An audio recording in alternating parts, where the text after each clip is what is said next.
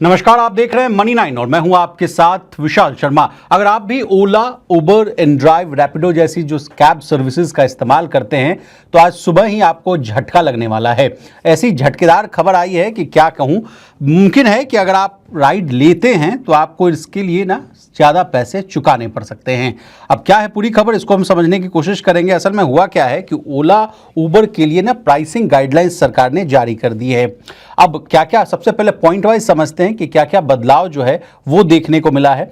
सबसे पहले आपको बता दें कि अगर आपने ओला, उबर, रैपिडो जैसी कैब सर्विसेज के लिए इनरोल किया है, बुकिंग की है, तो आपको अब पीक आवर्स में जो है, जैसे मान लीजिए कभी आपको कंजेशन मिल रहा हो, 6 बजे के आसपास आप ऑफिस से निकले, उस समय कैब बुक करना चाह रहे हैं, उसके बाद देखने को मिल रहा है कि जो कैब की जो प्राइसेस है, अगर कहीं आपको अगर डेस्टिनेशन पर जाना हो, वहां अगर आपको 100-200 रुपए लगते थे तो वो अब बढ़कर 400 रुपए हो सकता है। इसके पीछे का तर्क इसलिए दिया जा रहा है कि सरकार ने ही अप्रूवल दे दिया है किन कंपनियों को, कैब एग्रीगेटर्स कंपनियों को।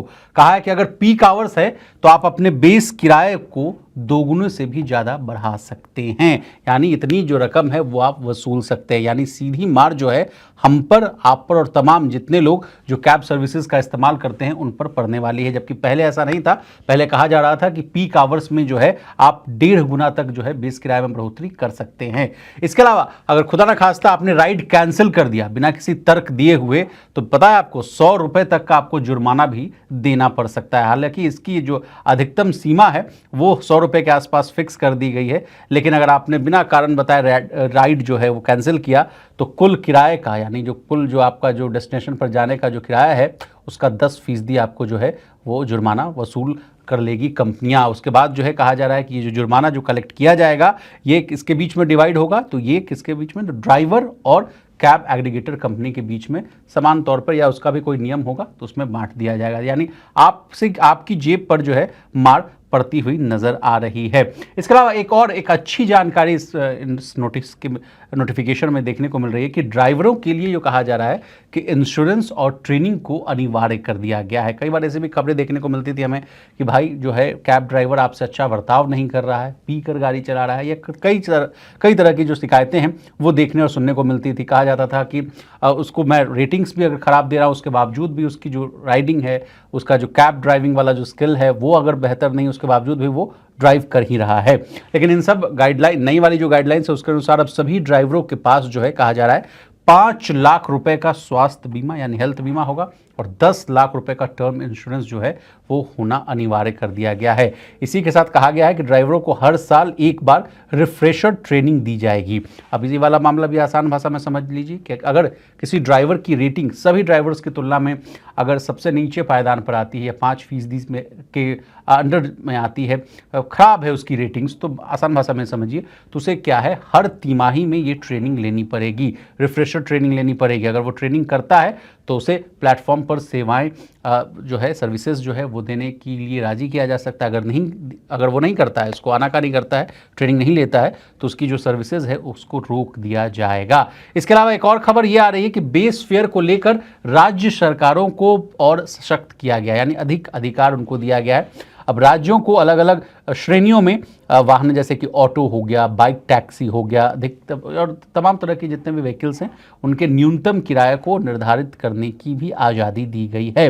अब इस बात को और आप उदाहरण से समझिए, एग्जाम्पल के तौर पर समझिए, मान लीजिए दिल्ली और मुंबई में टैक्सी का अगर बेस फेयर 20 से 21 रुपये प्रति किलोमीटर है तो पुणे में ये जो है 18 रुपये प्रति किलोमीटर के आसपास है।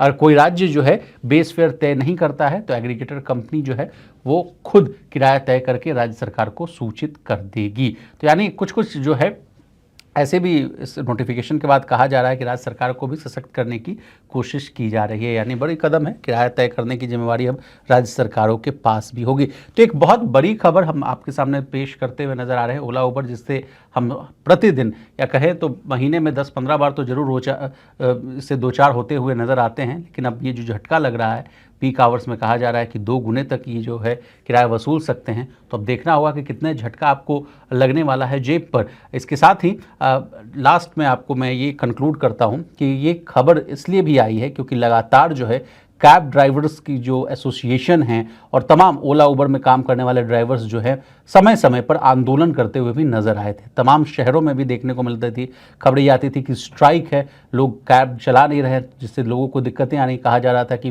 फ्यूल की कीमतें बढ़ गई हैं, कमीशन जो है ज़्यादा कंपनियां ले लेती हैं, हमें पैसा कुछ बचता नहीं है, हमारी जो रोज़मर्रा की जो ज़िंदगी है, जीवन शैली है, वो बहुत इफेक्ट हो रही है। 12-12, 14-14 घंटे हमें कैब चलाना पड़ रहा है, उसके बावजूद भी पैसा नहीं बच रहा है। तो इन सब को मद्देनज़र देखते हुए सरकार ने नई गाइडलाइंस जो है अब जारी की है। तो सड़क परिवहन मंत्रालय ने नया जो है दिशा निर्देश जारी किया है। उसके बाद देखना होगा कि कैसे ये इम्प्लीमेंट होता हुआ नज़र आएगा। अब कहा जा रहा है कि अगले 1 से 2 महीने में इसको अमली जामा भी पहनाया जा सकता है, यानी जो इफेक्टिव हो जाएगी ये जो रूलिंग्स, ये आपको ऑन ग्राउंड पे ये प्रैक्टिकल रूप से 1 से 2 महीने में देखने को मिल सकता है। तो आज के लिए बस इतना ही। ओला, उबर, इनड्राइव और रैपिडो की झटके वाली खबर आपको कैसी लगी कमेंट कर जरूर बताइएगा। और इसी तरह देश, दुनिया और बिजनेस जगत से जुड़ी तमाम ताज़ा तरीन खबरों के लिए बने रहिए हमारे साथ और देखते रहिए मनी 9।